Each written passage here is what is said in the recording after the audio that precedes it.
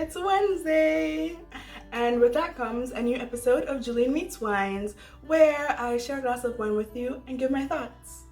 For this week's episode, as promised, I will not be sharing a bottle of wine from the Finger Lakes. See, I keep my pinky promises.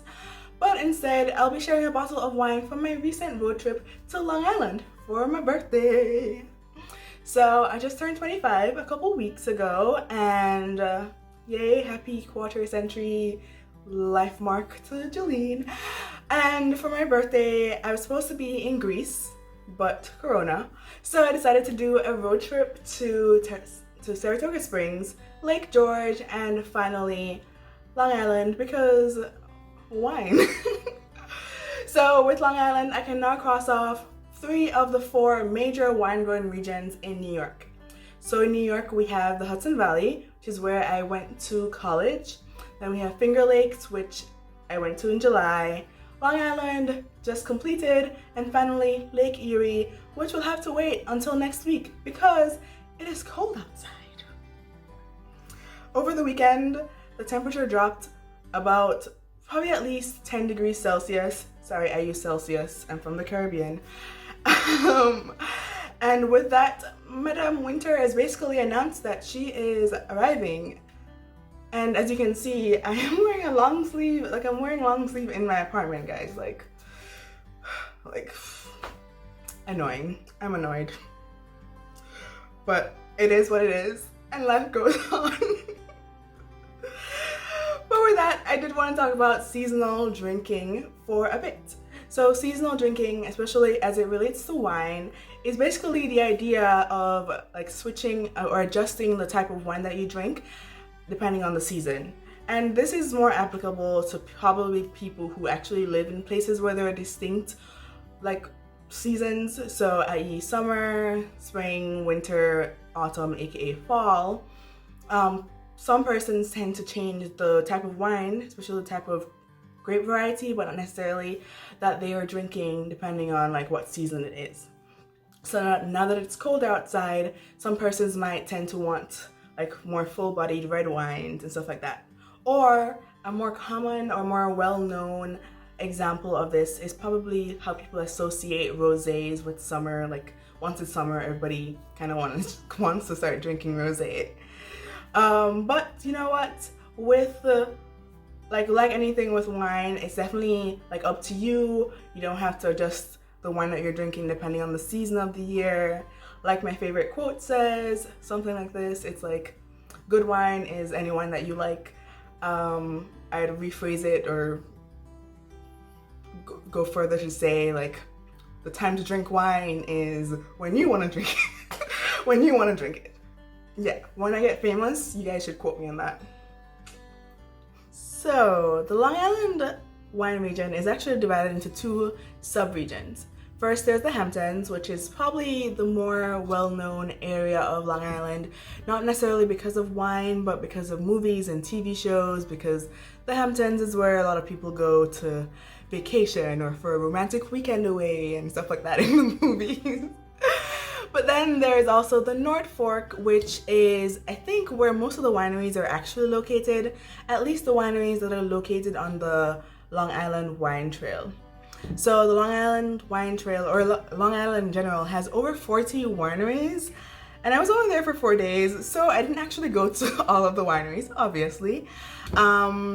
But I did, I bought some wines from my tastings, and then I also bought some wines from wineries that I really wanted to taste their wines, but I didn't have enough time, or they weren't offering a tasting at the time. This bottle of wine for this week, from Pindar Vineyards, I did taste it beforehand, and I probably wouldn't have bought it if I hadn't tasted it. Pindar Vineyards was founded in 1979, and they are a pretty large property. They have, I think, about 6 different plots of land and over 300 acres that they grow their grapes on. And let me tell you, if you're driving through North Fork, you're literally just driving and just seeing Pindar Vineyard signs, and especially when I was going there, I kept seeing signs thinking, oh, it's gonna be the next turn, but no, it was not. So it's a pretty large property. And for my tasting, it was actually like a flight, not really like a tasting where you get guided by the person pouring the wine.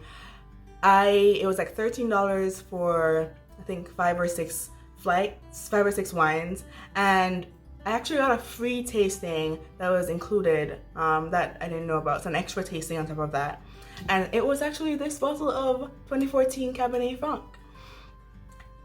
I think I liked it. I say I think because the day that I went to visit Pindar, it was probably the coldest and the windiest day of my whole trip. And me, like an idiot, decided that I wanted to go and do my tasting outside. I mean, partially it was because like I think all the indoor seating was taken as well, but also, you know, COVID, I prefer to be outside if there's outdoor seating. And I don't know why I didn't think it was gonna be that cold. And I went outside and I was like, I saw people sitting on like the porch or the deck area, but then there was a pavilion with tons of seating where nobody was. So I was like, I'm gonna go over there. 5 minutes later, I realized why there was no one there.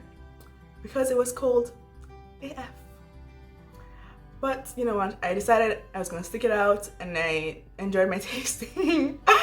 Actually, I ended up getting a second free tasting because a guy came over and he was like moving around some tables, and I was sitting at one of the tables and he was like, for your inconvenience, I'll give you an extra, like, do you want to try another wine? And I was like, cool.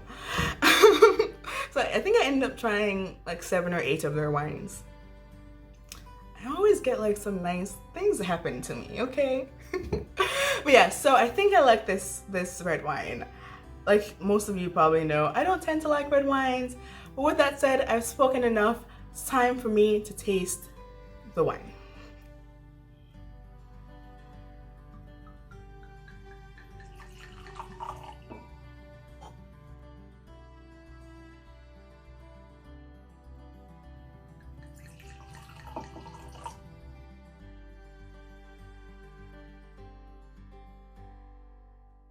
So I poured 2 glasses of wine because I'm trying to do a little bit of an experiment with this red wine. So with this glass, I'm gonna try to have a fresh out of the bottle tasting, and then I'm gonna let this glass sit for about 20 minutes, maybe 15, to let it aerate for a bit. Because one of the things I tend not to like about my red wines is because of the mouth puckering feeling that it produces in my mouth, and that's usually possibly due to like the tannins. I'm not letting it aerate for enough time. So I'm gonna do 2 tastings. One first, fresh out of the bottle, and then second, aerated, and see if I can tell the difference between the taste and the smell and all that jazz. So let's get started with this wine. So you can see that it has a really nice, beautiful, deep, dark purple or ruby color. I definitely am loving this color right now. Let's smell. Okay, let's do this. Okay, there we go.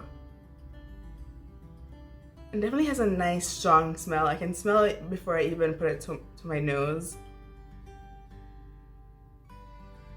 Ooh.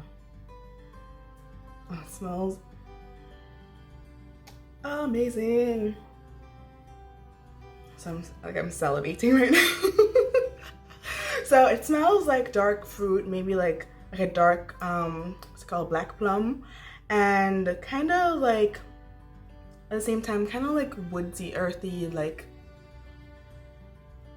maybe somebody smoking or tobacco, I guess, or something like that, or like a cigar. Like I said, it has a really nice strong smell. Definitely has like a subtle sweet smell as well. I guess that's coming from like ties in with like a dark fruit smell. It's really amazing to smell. I almost don't want to stop smelling it. This could be a perfume. All right, let's taste.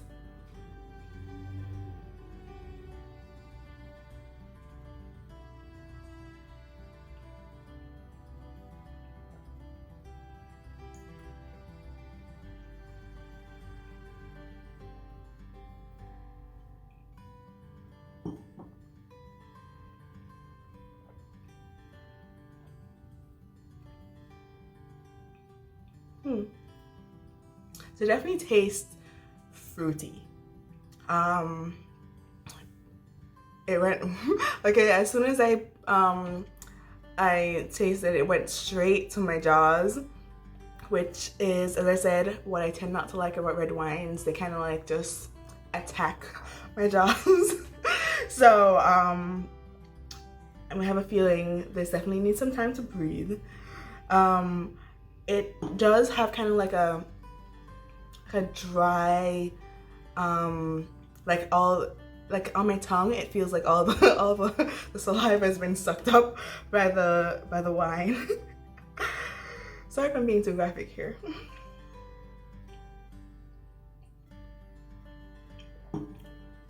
But at the same time, it does have like this fruity, kind of like, I guess, cherries kind of taste to it. And once you get past all that annoying red wine stuff, it does kind of taste like it's a little fruity, sweet, like a gentle sweetness in there.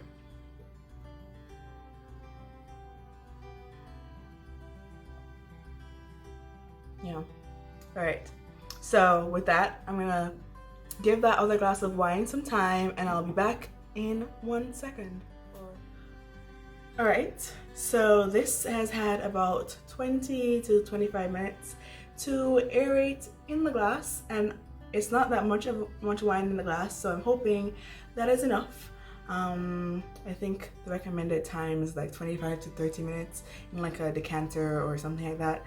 So let's see. I mean, the color is not gonna change because of aeration, but I mean, again, deep, dark ruby / purple color. I don't really know the difference between the two.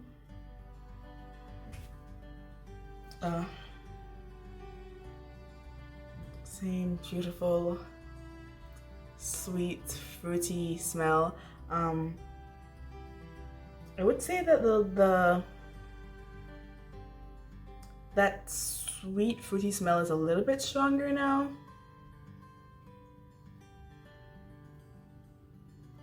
But still, it definitely still smells like a little like woody as well.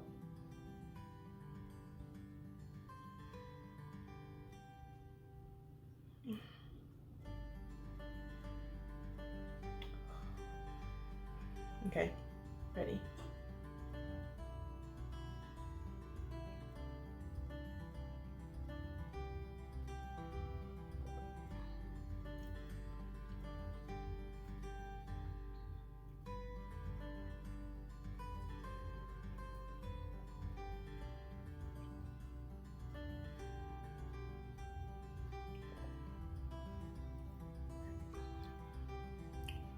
You know what? I do notice a difference. Okay, so I'd say the difference that I'm seeing is that my jaws aren't being attacked as much or as aggressively by, I guess, the tannins or like the whatever it is that's causing that. But at the same time, I do feel like on my tongue there's more of a like that drying effect is more noticeable. So it's like lessened on my jaw, more on my tongue. But it's also like the sweetness is heightened as well. Without that, maybe I need to give it more time to breathe or whatever, to let it get like to balance out the tannins a bit more. But the taste, once I get beyond those two things, the taste is like a nice sweet, like cherry or maybe plum, like dark fruit like that, which like, yeah, it's a nice taste. Just need to get beyond that, the mouth puckering effects that I feel. Also, in both cases, like I instantly felt like the warmth of the wine. So with that said, that was my tasting of this bottle of Pindar 2014 Cabernet Franc. This bottle was $17, bought directly from the winery or the vineyard. So I'd expect the bottle to cost about the same, a little bit more than that in a wine store. Would I buy it again? Probably not. It's like, by my red wine standards, I probably would, but by my general wine standards, no. I don't find it as fun to drink simply because of like the tannins, and I don't feel like I'm not finding them as balanced as I expected them to be. Again, I think it's probably that I need to give it more time. I really need to just get an aerator for my red wines so that I don't have to like deal with this.